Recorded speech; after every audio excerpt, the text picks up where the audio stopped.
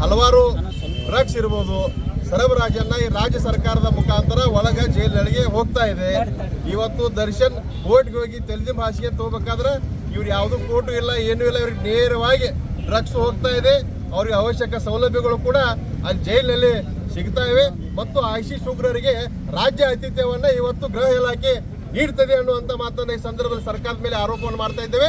ಮತ್ತು ರಾಜ್ಯದಲ್ಲಿ ಇರ್ತಕ್ಕಂಥ ಎಲ್ಲ ಪೊಲೀಸ್ ಠಾಣೆಗಳು ಕಾಂಗ್ರೆಸ್ ಕಚೇರಿಯಾಗಿ ಪರಿವರ್ತನೆ ಆಗಿದೆ ಅನ್ನುವಂಥ ಈ ಸಂದರ್ಭದಲ್ಲಿ ಹೇಳ್ತಾ ಇವತ್ತು ನಮ್ಮ ಬಿಜೆಪಿ ಕಾರ್ಯಕರ್ತರ ಮೇಲೆ ಒಂದು ಗುಂಡಾಗಿರಿ ಇರ್ಬೋದು ಮತ್ತು ಇವತ್ತು ಕಾಂಗ್ರೆಸ್ದ ಒಂದು ಆಡಳಿತ ಕಚೇರಿಗಳಾಗಿ ಇವತ್ತು ಪೊಲೀಸ್ ಠಾಣೆಗಳು ಕಾರ್ಯವನ್ನ ನಿರ್ವಹಿಸ್ತಾ ಇದ್ದೇವೆ. ಮತ್ತು ಡ್ರಗ್ಸ್ ಮಾಫಿಯಾಕ್ಕೆ ಈ ಸರ್ಕಾರ ಕುಮ್ಮಕ್ಕವನ್ನು ಕೊಡ್ತಾ ಇದೆ ಅಂತ ಹೇಳಿ ಸಂದರ್ಭದಲ್ಲಿ ರಾಜ್ಯ ಸರ್ಕಾರದಲ್ಲಿ ತಕ್ಷಣ ಮುಖ್ಯಮಂತ್ರಿಗಳು ಗೃಹ ಮಂತ್ರಿಗಳು ನೈತಿಕ ಹೊಣೆಯನ್ನು ಹೊತ್ತು ರಾಜೀನಾಮೆ ಕೊಡ್ಬೇಕಂತೇಳಿ ಭಾರತೀಯ ಜನತಾ ಪಾರ್ಟಿ ಆಗ್ರಹವನ್ನ ಮಾಡ್ತಾ ಇದೆ.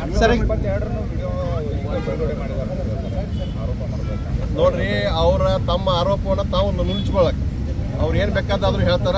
ತಕ್ಷಣ ಈಗ ಪ್ರತಿಯೊಂದು ಜೈಲಿಗೆ ಹೋಗ್ರಿ, ಎಲ್ಲ ಕಡೆನೂ ಕಾನೂನು ಸುವ್ಯವಸ್ಥೆ ಹದಗೆಟ್ಟದ ಮತ್ತು ಕೈದಿಗಳ ಕೈಲಿ ಮೊಬೈಲ್ ಅದಾವ, ಕೈದಿಗಳು ನೋಡ್ಲಿಕ್ಕೆ ಅಲ್ಲಿ TV ವ್ಯವಸ್ಥೆ ಮಾಡ್ತಾರೆ. ಅವ್ರಿಗೆ ಏನು ಬೇಕು ಎಲ್ಲ ಸೌಲಭ್ಯಗಳನ್ನ ಎಲ್ಲ ಜೈಲಿನೊಳಗೂ ಈ ಸರ್ಕಾರ ಅವರಿಗೆ ಸಹಾಯವನ್ನ ಮಾಡ್ತಾರೆ.